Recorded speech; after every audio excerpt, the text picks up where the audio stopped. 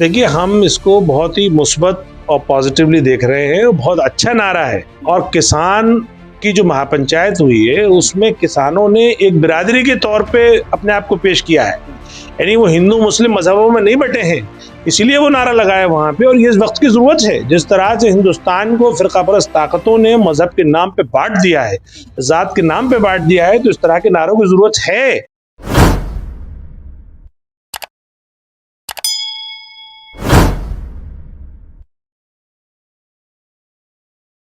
उत्तर प्रदेश के आने वाले चुनाव से पहले किसानों ने हुंकार भर दी है। किसान महापंचायत मुजफ्फरनगर में हुई, लाखों की भीड़ इकट्ठा की गई। लेकिन एक चीज ऐसी सुनने को और देखने को मिली कि जिसके बाद ऐसा अंदेशा लोग लगा रहे हैं कि कुछ लोगों की मुश्किलें बढ़ सकती हैं, क्योंकि राकेश टिकैत ने एक ही मंच से अल्लाह अकबर का नारा भी लगाया है और हर हर महादेव का नारा भी लगाया है। इस पूरे मुद्दे पर मेरे साथ आज बातचीत करने के लिए मौजूद हैं दिल्ली AIMIM के अध्यक्ष कलीमुल हफीज साहब। कलीम साहब, एक सवाल है यहां पर इस वक्त कि महापंचायत किसानों की गई और उस महापंचायत में दो नारे लगाए गए एक ही मंच से। उसमें कहा गया अल्लाह अकबर और हर हर महादेव। तो कुछ लोगों का अंदेशा यह भी है कि आने वाले वक्त में कहीं ना कहीं अब AIMIM को बड़ी मुश्किलें हो सकती हैं। हमें क्यों मुश्किल होंगी? हम तो इसका खैर मकदम करते हैं। हिंदू मुस्लिम यूनिटी हमेशा रहना चाहिए इस मुल्क में, लेकिन ये मुल्क एक आइन से चलता है, आइन ही इसका धर्म है। और जाहिर है उसके निर्माता जो डॉक्टर भीमराव अंबेडकर हैं, वो न सिर्फ भारत रत्न है, वो इस देश की आत्मा के बनाने वाले हैं। इसलिए आपने देखा होगा कि ऑल इंडिया मजलिस इत्तेहादुल मुस्लिमीन के national president barrister Asaduddin Owaisi साहब ने जब ओथ ली पार्लियामेंट में, तो उन्होंने बाकायदा नारा लगाया जय भीम और जय मीम। तो इस बात को हम लोग तो एलानिया कहते हैं कि हिंदुस्तान के सारे समाज में, सारे मज़ाहिब में एक दूसरे से मोहब्बत और एक दूसरे से लगाव होना चाहिए। और ये नफरत की राजनीति करने वाले लोगों को करारा जवाब भी है, और ये नफरत की राजनीति हारनी चाहिए। लेकिन आपने ये तो कह दिया कि जय भीम और जय मीम दोनों नारे लगाए गए, लेकिन जब असदुद्दीन ओवैसी ओथ लेने जा रहे थे तब एक नारा और लगा था जिसका जवाब ओवैसी साहब ने नहीं दिया था, और उसी को लेकर ये अंदेशे लगाए जा रहे हैं कि आप एक बड़े तबके को छोड़ते जा रहे हैं। अगर ओवैसी साहब वो नारा उस वक्त लगा देते तो क्या आपको लगता है कि आपके लिए फायदा होता और देश की एक बड़ी जनता, जो बड़ा एक तबका है, वो भी आपकी तरफ जुड़ जाता? वो नारा आपको मालूम है, भारत माता की जय था।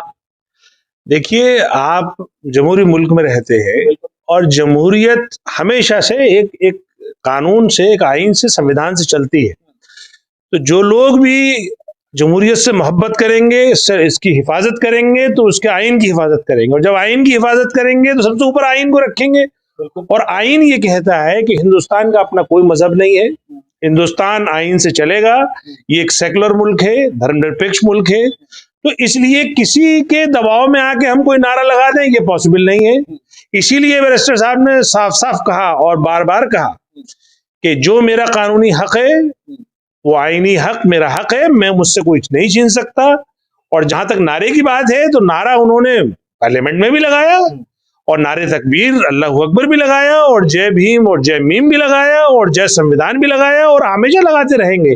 और देखिए, जहां तक बड़ा तबका साथ आने और ना आने का सवाल है, तो ये सियासी पार्टियां जो मकबूल होती हैं या लोगों के दिलों पर राज करती हैं, वो अपनी पॉलिसीज से करती हैं। अगर आपकी पॉलिसीज अच्छी हैं, आपकी नीयत अच्छी है, आपकी कारकर्दगी अच्छी है, तो आप दिलों पर राज करते हैं। जैसे बैरिस्टर साहब ने जो हैदराबाद में AIMIM पिछले 63 साल से अपनी कामयाबी का परचम लहरा रही है, तो जाहिर है एक बहुत ही प्रोएक्टिव और प्रोग्रेसिव सिटी है हैदराबाद। अगर वो 63 साल से उनको बार बार जिता रहा है, इसका मतलब उनके काम से खुश है। और यही कामयाबी फिर महाराष्ट्र में दोहराई जाती है, वही कामयाबी फिर बिहार में दोहराई जाती है, और उसी कामयाबी को दोहराने के लिए AIMIM उत्तर प्रदेश और दिल्ली में कोशा है। और आप देखेंगे कि रिजल्ट आपको बेहतरीन नजर आएंगे। चलिए, आप ये वाली बात जो कह रहे हैं कि वहां तो टकराव की एक स्थिति थी, कह सकते हैं कि चिढ़ाने के लिए ऐसा किया गया, जब ओवैसी साहब जा रहे थे तब ये सब हुआ, और जबरदस्ती आपसे नहीं लगवाए जा सकते नारे, ये बात समझ में आती है। लेकिन अब चुनावी मैदान में जब एक तरफ राकेश टिकैत ने ये नारा दे दिया है अल्लाह अकबर हर हर महादेव। ओवैसी साहब का नारा क्या होने वाला है?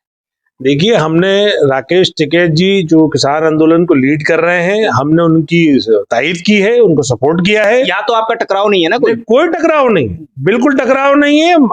देखिए, मजलिस की अपनी एक आइडियोलॉजी है, वो मजलूम, गरीब, पिछड़ा, दबा कुचले वर्ग की राजनीति करती है। उत्तर प्रदेश में खास तौर से सबसे ज्यादा जो दबा कुचला जो सेक्शन है वो मुस्लिम है, तो मुसलमानों को सत्ता में हिस्सेदारी दिलाने के लिए वो पूरी तरह से कोशा है। वही कोशिशें दिल्ली में हो रही हैं।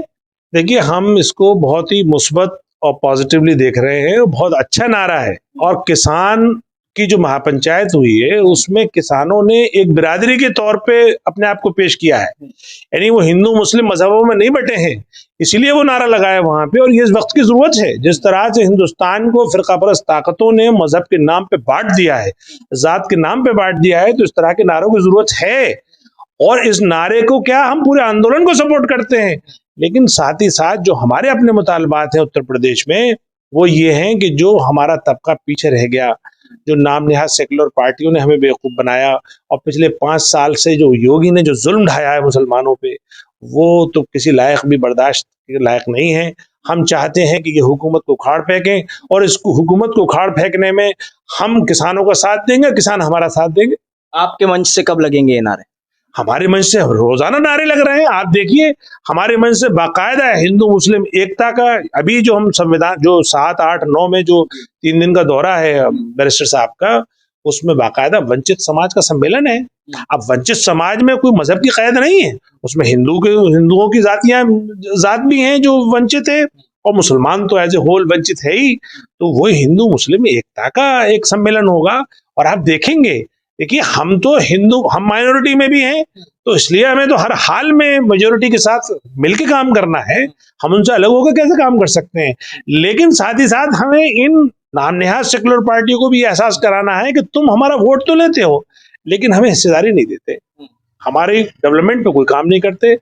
आप जो भी काम करते हो अपनी जात, अपनी कौम, अपने इलाके के लिए करते हो, हमारा नंबर कब आएगा? तो इसलिए उस हक को दिलाने के लिए मजलिस उत्तर प्रदेश में भी मैदान में है और दिल्ली में भी मैदान में है।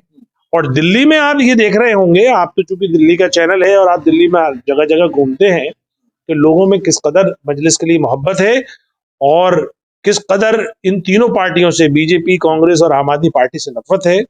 हमें ये उम्मीद है कि आने वाले एमसीडी चुनाव में मजलिस आपको चौंकाने वाले नतीजे देगी। बहुत बहुत शुक्रिया कलीमुल हफीज साहब, INN चैनल से पूरे मुद्दे पर बातचीत करने के लिए।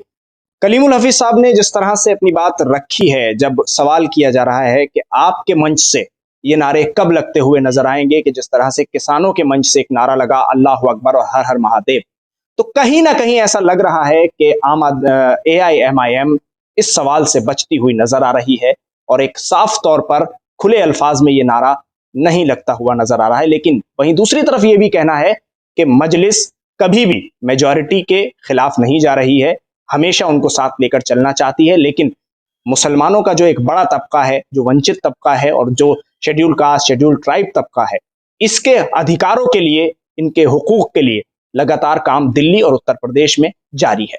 दिल्ली से INN चैनल के लिए साहिल नकवी।